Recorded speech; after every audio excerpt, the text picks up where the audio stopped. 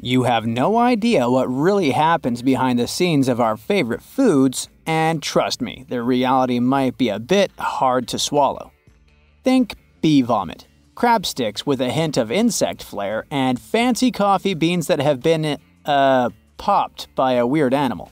Today, we're diving deep into the bizarre processes that bring our favorite foods to our tables, so get ready to rethink your grocery list. The next time you eat waffles, just remember that the honey you're putting on top is the result of some serious and pretty gross teamwork. Sorry to break it to you, but honey is bee vomit. Well, sort of. See, it all starts with nectar. Bees buzz around gathering this sweet stuff from flowers. Then they stash it in their crop, also known as the honey stomach, which is like a pit stop before digestion. But here's where it gets gross. After a hard day's work, a bee heads back to the hive and basically throws up the nectar into another bee's mouth. It's like they're playing a bizarre game of hot potato. The nectar passes from bee to bee, each one adding its own touch with digestive enzymes. Ugh. Once the nectar is sweetened up and partly digested, it's time to stash it in the honeycomb. The problem is that the nectar is still a bit watery, so the bees get to work flapping their wings like tiny fans to speed up the evaporation process. When most of the water's gone, they seal it up with this gooey substance from their bellies, which hardens into beeswax, creating the perfect honey vault. And there you have it, honey. That golden sticky goodness we all love and maybe feel a bit icky about now. It is kind of funny how we can't stand it when we find hair on our plate at a restaurant, though we happily chew on a product that basically can't be made without lots of hair. To make chewing gum, well, chewy, people use lanolin, which is a waxy secretion produced by sheep's sebaceous glands. This thing helps sheep to keep their wool and skin waterproof, so it's kind of like human sebum. You know, that greasy stuff that makes your hair all oily and gross? When you check out the back of a chewing gum packet, you probably won't see lanolin listed, but trust me, it's probably there. Turns out companies aren't always required to spill all the beans on the ingredients, so lanolin can slide in as a secret ingredient. If you're not into the whole idea of chewing on sheep's oily stuff over and over again, the best option is to go for vegan gum. And hey, you might want to check out your skincare products too. Turns out, body creams and lotions can also pack a lanolin punch. Not much of a chewing gum fan now, huh? I get it, but how about gummy candies? It's hard to resist these wobbly, colorful temptations, but cute little bears, worms, and cola bottles have a dark secret. Turns out, eating these sweets is actually not that different from chewing the bones of a chicken wing.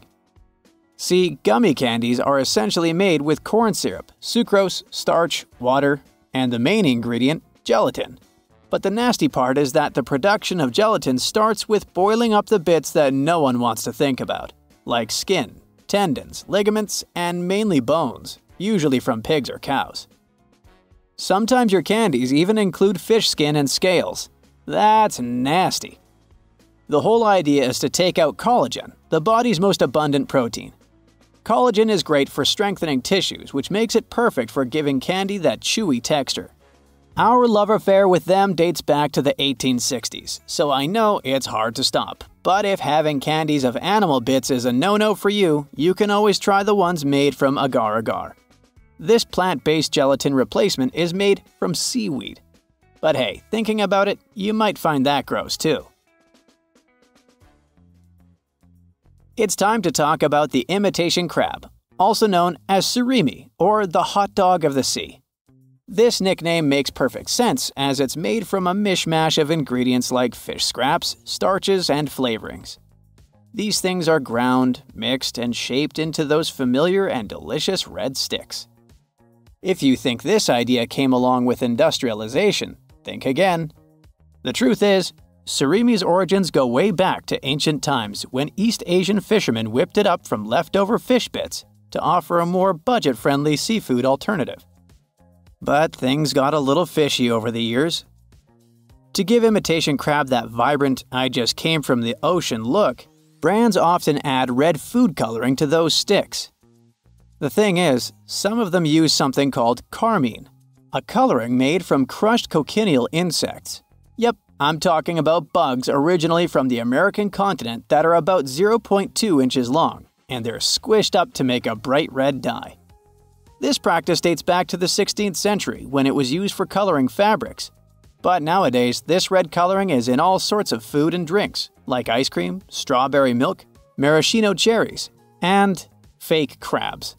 So next time you eat Japanese food, just remember, surimi is a seafood imposter with a hint of buggy sparkle. Need a break? How about a cup of coffee? But before you say yes, you might want to ask if it's Kopi Luwak. This coffee is often known as one of the rarest and most expensive in the world, but its story might leave you feeling a bit, well, let's just say it's not your average cup of joe. Kopi Luwak coffee comes from Indonesia, where it's made in a rather unconventional way. It all starts with these small creatures called civet cats, or more specifically, the Asian palm civet. These animals have a thing for coffee cherries. They munch on the ripest, juiciest ones they can find. Now, here is where things get interesting, or gross depending on your perspective. After the civet cat has had its fill, the coffee cherries go through the animal's digestive system and get pooped out. But miraculously, the coffee beans are not digested and survive the journey, coming out the other end intact. Yay, I guess! Once they are, retrieved, the beans are cleaned, roasted, and brewed into what is considered a delicacy in some circles. Since the fermentation process happens inside the civet cat's stomach, this supposedly gives Kopi Luwak its unique flavor profile, but I might pass. Last on the list, oranges. Yeah, you probably know they come from those not-so-shady orange trees, but let's zoom in on orange juice, especially the bottles you grab from supermarkets. Sure, it is a vitamin C powerhouse, but those juices can also be a sugar bomb. A small bottle of OJ can have about 8 teaspoons of sugar. But here's where it gets even juicier. Even brands claiming to be 100% orange juice aren't all they seem. Freshly squeezed OJ has a short shelf life, so manufacturers suck out the oxygen to make it last longer. The problem is, this process makes the natural flavor disappear. To fix that, they add flavor packs made from chemical copies of orange essence and oil. Oh, and there's more. Pesticides. Yeah, those nasty chemicals sprayed on orange skins to keep bugs at bay. When the whole orange, skin and all, gets squished for juice, those pesticides can sneak in too. Some of these chemicals mess with your nervous system, and you definitely don't want that. But hey, don't kick orange juice out of your morning routine just yet. It's a refreshing and tasty way to start your day, loaded with vitamins, minerals, and antioxidants that are good for you. Just ditch laziness and squeeze those oranges yourself. Great! Fresh orange juice free from added sugars and additives is coming right up. That's it for today. So hey, if you pacified your curiosity, then give the video a like and share it with your friends. Or if you want more, just click on these videos and stay on the bright side.